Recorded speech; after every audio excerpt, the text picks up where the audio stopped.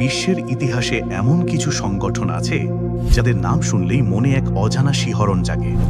তাদের কার্যক্রম এতটাই গোপন যে বাস্তবে তাদের ক্ষমতা কতটা বিস্তৃত তা হয়তো কেউই পুরোপুরি জানে না। আমরা কথা বলছি সেন্ট্রাল ইন্টেলিজেন্স এজেন্সি, সংক্ষেপে সিআইএ নিয়ে। এক অদৃশ্য শক্তি যারা নীরব ঘাতকের মতো কাজ করে, সরকার বদলায়, যুদ্ধ শুরু করে, এমনকি শেষও করে দেয়। তারা কতটা ভয়ানক, তাদের উত্থান কিভাবে হলো, আর ইতিহাসের কোন গোপন অধ্যায়গুলোতে তারা রেখেছে তাদের অমোচনীয় ছাপ, চলুন আজ উন্মোচন করি সিআইএর সেই শ্বাসরুদ্ধকর ইতিহাস। সিআইএর জন্ম। দ্বিতীয় বিশ্বযুদ্ধের শেষে পৃথিবী তখন নতুন করে গড়ে উঠছে। পরাশক্তিগুলোর মধ্যে শুরু হয়েছে এক অদৃশ্য স্নায়ুযুদ্ধ। একদিকে পুঁজিবাদী আমেরিকা, অন্যদিকে সমাজতান্ত্রিক সোভিয়েত ইউনিয়ন। এই তীব্র প্রতিদ্বন্দ্বিতার ফলস্বরূপ 1947 সালে জন্ম নেয় সেন্ট্রাল ইন্টেলিজেন্স এজেন্সি, সিআইএ। তাদের প্রথম এবং প্রধান কাজ ছিল সোভিয়েত ইউনিয়নের উপর নজর রাখা, তাদের সামরিক ক্ষমতা, রাজনৈতিক উদ্দেশ্য এবং দুর্বলতা সম্পর্কে তথ্য সংগ্রহ করা।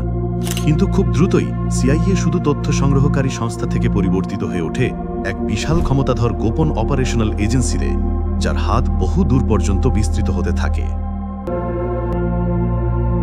হস্তক্ষেপের প্রথম দশক। 1950-এর দশকে সিআইএ তার প্রকৃত ক্ষমতা দেখাতে শুরু করে।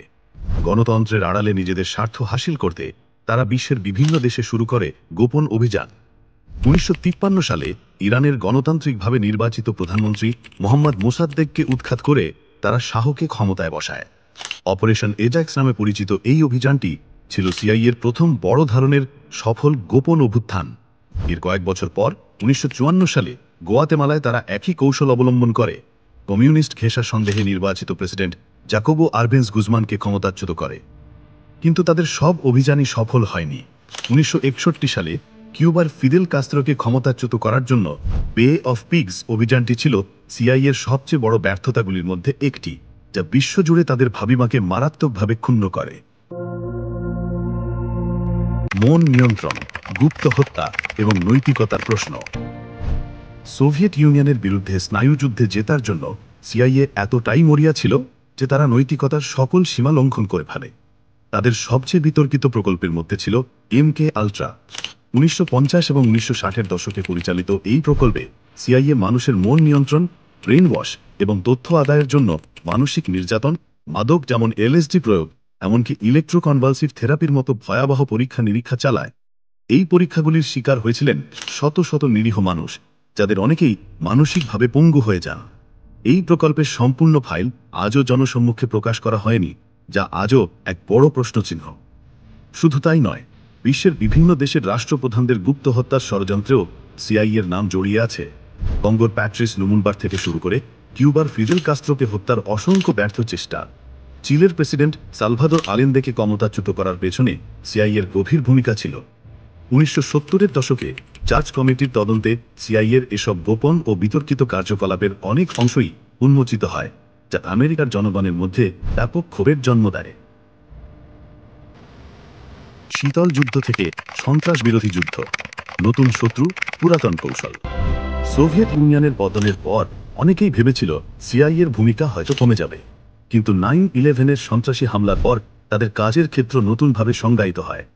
আফগানিস্তানে সোভিয়েত আগ্রাসন ঠেকানোর জন্য মুজাহিদিনদের সমর্থন বা পরবর্তীকালে ওয়ার অন টেরর নামে ড্রোন হামলা, বর্ধিত জিজ্ঞাসাবাদ কৌশল, যা অনেক ক্ষেত্রে নির্যাতন বলে সমালোচিত হয়, এবং বিশ্বব্যাপী নজরদারি সিআইএ তার কার্যক্রমকে নতুন রূপে বিস্তৃত করে। গুপ্তচরী এখন আর শুধু মানচিত্র বা সামরিক তথ্য সংগ্রহে সীমাবদ্ধ নেই।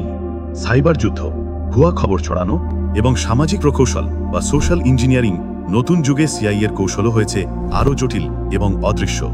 তাদের এই কার্যক্রম কতটা ন্যায্য তা নিয়ে বিশ্বজুড়ে বিতর্ক আজও চলমান।